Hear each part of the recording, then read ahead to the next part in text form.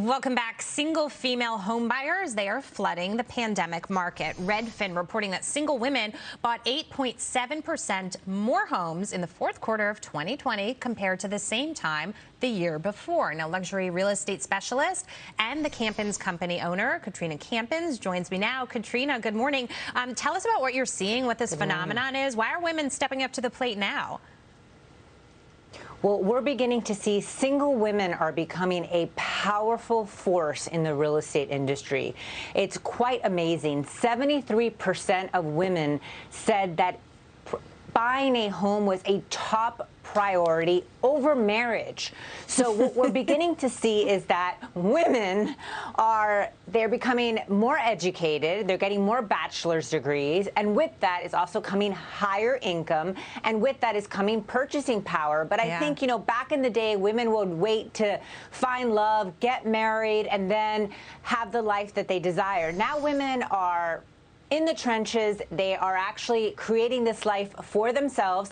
They're also very well aware that home ownership is one of the main ways that wealth is created in this country. So they don't want to wait to find the man of their dreams to be able to create that wealth. They want to do it for themselves. And that's why we're seeing that 20% of home ownership that occurred in 2019 were single women. Katrina, it's pretty amazing. I want to hear, though, specifically what you're seeing down there in Florida with the real estate market, because this is so interesting. So many people from New York, for example, have gone down to Florida.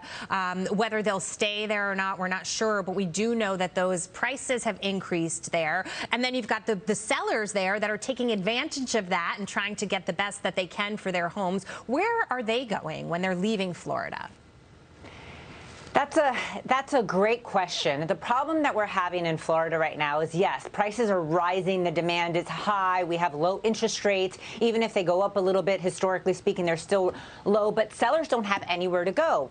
And so many of them have decided not to put their homes on the market, which is creating a rise in pricing and very low supply. Those retirees that kind of are, fed up with the heat or the humidity are relocating to North Georgia and the Carolinas. However, that outflux is definitely not greater than the influx coming into Florida, which is why the market is so crazy, which is why I was rushing to get here this morning, because the traffic is getting worse. Katrina, and so forth. But our real estate market is doing so well. I just have 1 minute left with you, and I know Patrice wanted to jump in with a question. Oh, very quick. Just going back to the story about women and home ownership. I mean, at IWF, we're seeing that 2 million women left the labor market entirely. So do you think there's kind of a distinction between higher earner income women versus those lower earner income women who were really hit by the pandemic and left the labor market?